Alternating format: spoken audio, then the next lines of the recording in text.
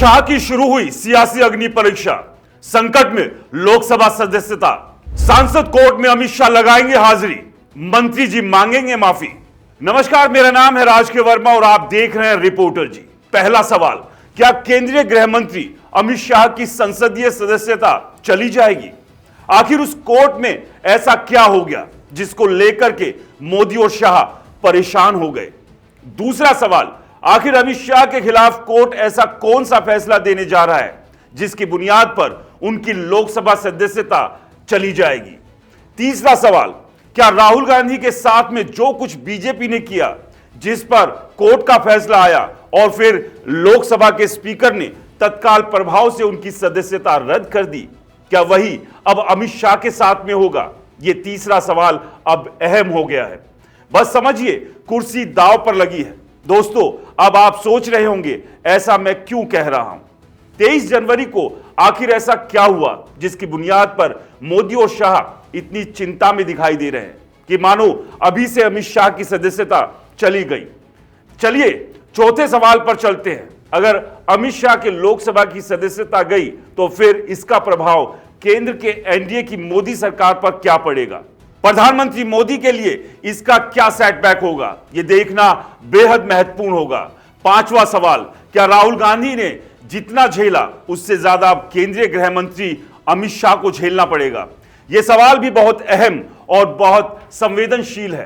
दरअसल इस वक्त जो खबर आ रही है उसके मुताबिक अमित शाह की लोकसभा की सदस्यता जा सकती है, या यूं कहें जाने वाली है। इसकी शुरुआत, इसकी बुनियाद की जो पहली ईंट थी, उस ईंट को कहीं ना कहीं रख दिया गया है। पूरी प्रक्रिया आगे की तरफ बढ़ चुकी है, यानी कि 23 जनवरी को अदालत में अमित शाह के खिलाफ में गवाही हो गई है। यह पहली गवाही थी क्योंकि बीजेपी समेत शाह और मोदी को यह लग रहा था कि उनके खिलाफ में गवाही देने के लिए कौन कोर्ट जाएगा, लेकिन अदालत में तो पहली गवाही हो गई और 7 फरवरी को अगली गवाही और अगले गवाहों के बयान दर्ज होंगे। यानी कि दिल्ली विधानसभा चुनाव के नतीजे आने के ठीक एक दिन पहले, और उस मौके पर स्थितियां बहुत कुछ साफ हो जाएंगी। जरा याद कीजिए किस तरीके से बाबा साहब भीमराव अंबेडकर के खिलाफ या उनके ऊपर दिए गए बयान, जिस बयान को लेकर अमित शाह को लोगों ने उसी कैटेगरी में रखा, बाबा साहब अंबेडकर का अपमान करने वाला बयान बताया, जो अभी भी संसद की वेबसाइट पर पड़ा है, आप जाकर के देख सकते हैं, जिसमें कहा था क्या अंबेडकर अंबेडकर अंबेडकर अंबेडकर। शाह ने 6 बार अंबेडकर बोला। ऐसा लग रहा था कि मानो अंबेडकर को कितनी हीन भावना से देख रहे हो। यह कहा कि साहब तो ट्रेंड हो गए, फैशन हो गया, इतना नाम अगर भगवान का लिए होते तो 7 जन्मों का स्वर्ग मिल जाता। दरअसल जिस बाबा साहब अंबेडकर को पूरा देश प्रेरणा स्रोत मानता है, अधिकार दिलाने वाला भगवान मानता है, क्योंकि संविधान के रचयिता बाबा साहब अंबेडकर ही हैं। बाबा साहब ने सोशल जस्टिस के लिए जो लड़ाई लड़ी, जिस तरीके से उनकी अहमियत है, देश के अंदर सभी लोग उनको मानते हैं, लेकिन एक बड़ा वर्ग है उनको भगवान की तरह पूजता है। और ऐसे में उन सब की भावनाएं आहत हुई है, जिसको लेकर के संसद में बीजेपी का घेराव हुआ, सड़क पर घेराव हुआ, और उसी बीच बीजेपी ने संसद परिसर के अंदर राहुल गांधी पर धक्का मुक्की का आरोप लगा दिया, क्योंकि इस पूरे मामले को डाइवर्ट करना था। क्योंकि वह अमित शाह का बयान जिस अंदाज में लोगों के बीच में गया, हर तरफ से इस पर आक्रोश हुआ। बाबा साहब को मानने वाले, उन्हें पूजने वाले, अपना भगवान मानने वाले लोग शांत नहीं बैठने वाले थे, लेकिन बीजेपी से टालने के लिए राहुल गांधी को मोहरा बना देती है। अमित शाह की पुलिस ने राहुल गांधी के खिलाफ एफआईआर दर्ज कर ली।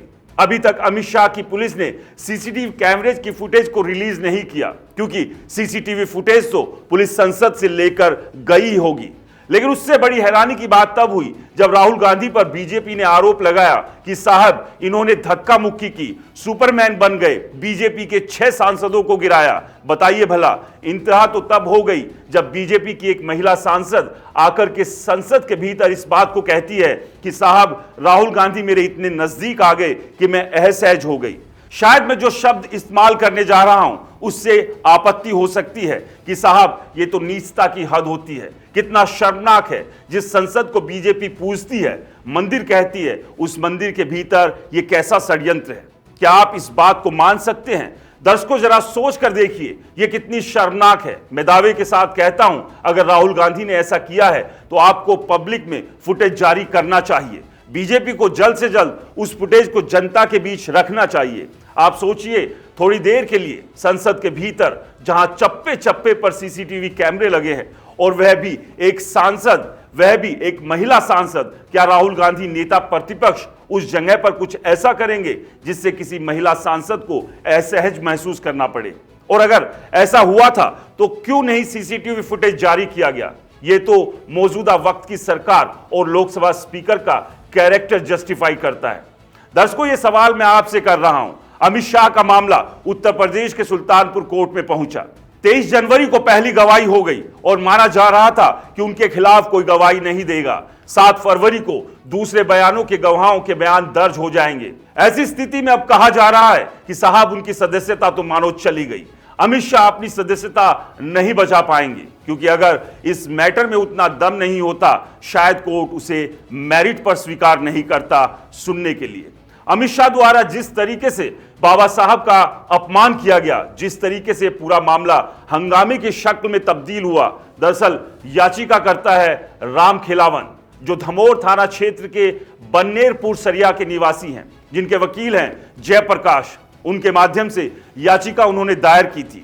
17 दिसंबर 2024 को लोकसभा में अमित शाह ने जो बयान दिया था, अब ऐसे में सवाल यह उठता है, जिस तरीके से राहुल गांधी की सांसदी गई थी, क्या उसी तरह से अमित शाह की सांसदी भी जाने वाली है? इस पूरे मामले को लेकर आपकी क्या राय है? हमें कमेंट्स कर जरूर बताएं। रिपोर्टर जी चैनल को सब्सक्राइब नहीं किया है तो चैनल को सब्सक्राइब करना ना भूलें। नमस्कार।